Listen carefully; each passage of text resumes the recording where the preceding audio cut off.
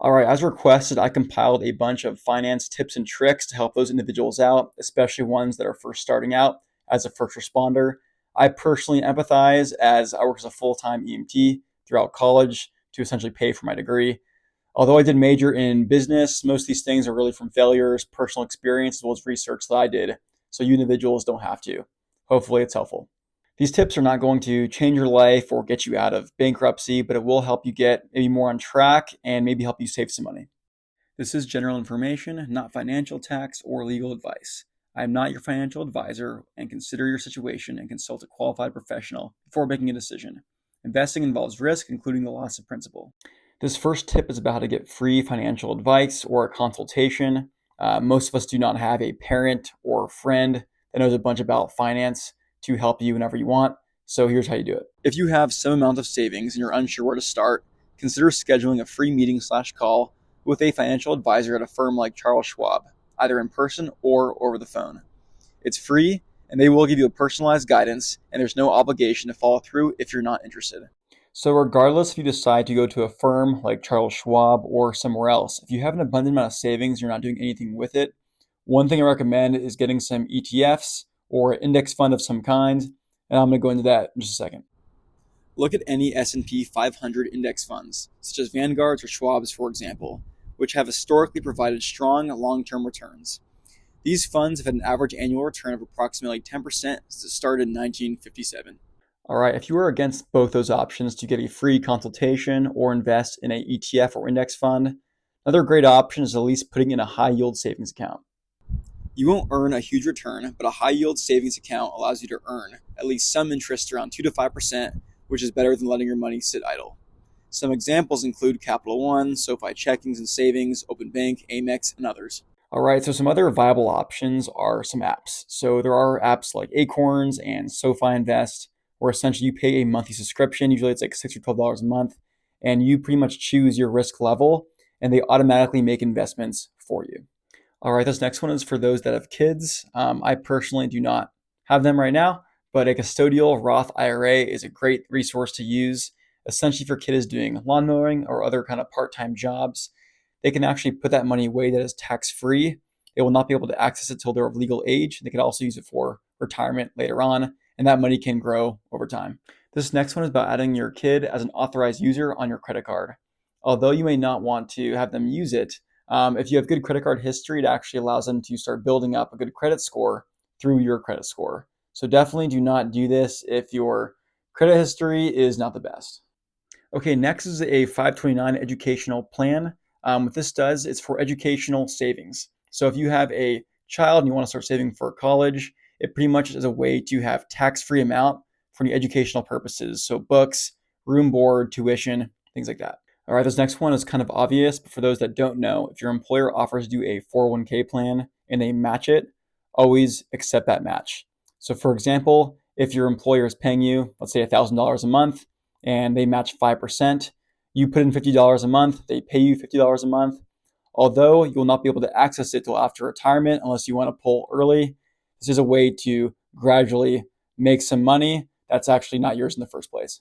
All right, one really important thing about that last part is that with a 401k, doesn't necessarily mean your employer actually invested it. Those contributions could technically just sit there if it's not invested into something. So make sure that whatever your 401k plan is, that there is a contribution to some kind of investment fund. If not, you'll have to do it for yourself. All right, switching gears now into credit cards, tips and advice for that. We're going to start with the points guy. If you're unsure which credit card aligns with your financial goals, definitely check out this website. I'm not being sponsored to any extent. I just use it personally and I find it pretty helpful. This website helps you compare credit cards based on your priorities. Essentially what it does, it shows what credit cards have the best current rewards and filters based on what you're looking for. Some of the options include building credit, cash back, savings on interest, travel, and more. All right, next is why get a credit card in the first place? The first reason is to earn rewards. You get points on miles or cash back depending on the card you choose on things you're going to buy anyways. Next is to build and improve credit. A strong credit score really opens the door to renting or buying a home, getting a loan, and enhancing job prospects down the line. Last but not least is fraud protection. Unlike debit cards, credit cards have much better security if there is a wrongful charge. If it's a debit card, it's extremely difficult to get that money back. If it isn't a credit card, it's actually the bank's money, so more likely than not, if it is an unauthorized charge, you should be refunded for it. First, pay your balance in full and on time every month to avoid any interest. Next, do not spend more than you can afford. Treat a credit card pretty much like cash. Thirdly, keep your credit utilization below 30% of your limit. Example, if your limit is $3,000, avoid spending over $900. Next, don't close old credit cards immediately if they have no annual fee. Keeping them open actually helps you build credit history.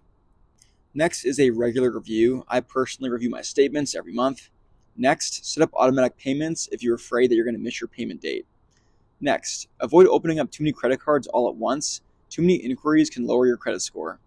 Next, to maximize rewards, use your credit card for almost everyday purchases, only if you could pay it in full. All right, these next hacks are about how to save money if you're really trying to save. The first one being if you are not going to make something because you don't have the time for it, I get it.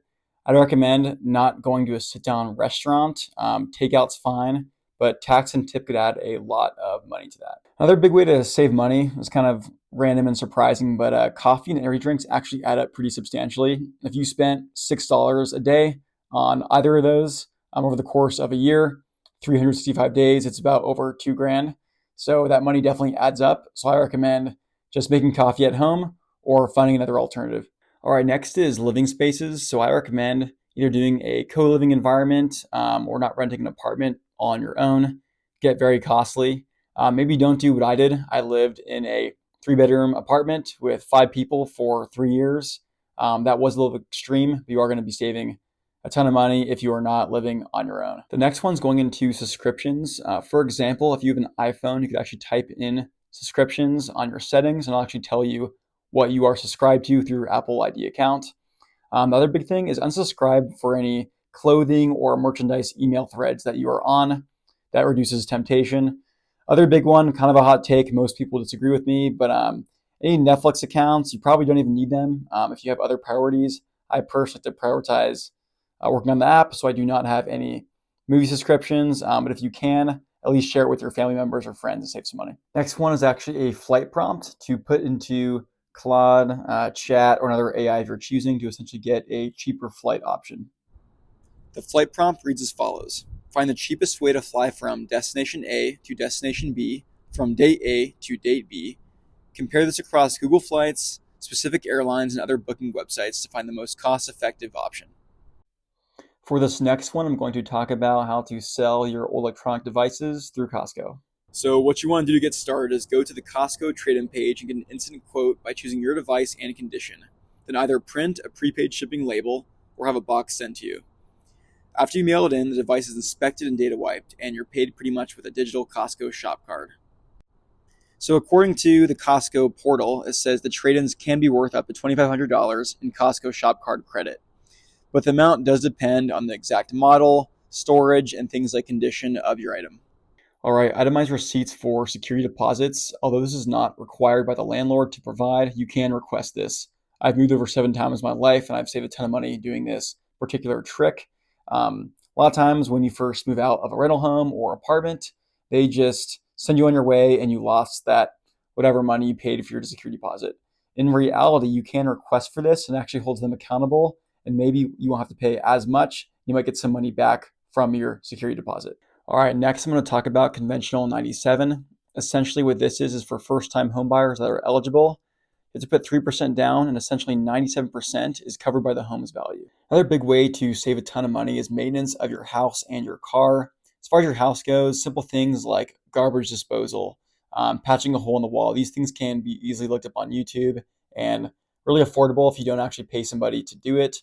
Other big thing is your car. So if you are paying somebody to do your oil or check your tire pressure or something like that, please do your best to do that on your own. A couple other last things to save you a few extra bucks if you're really trying to save money is going to be things like taking shorter showers, not using heating or cooling. Time of the season. I live in California, not as relevant.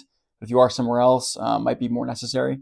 Other things like unplugging appliances, as well as using cold water instead of hot water for your washer.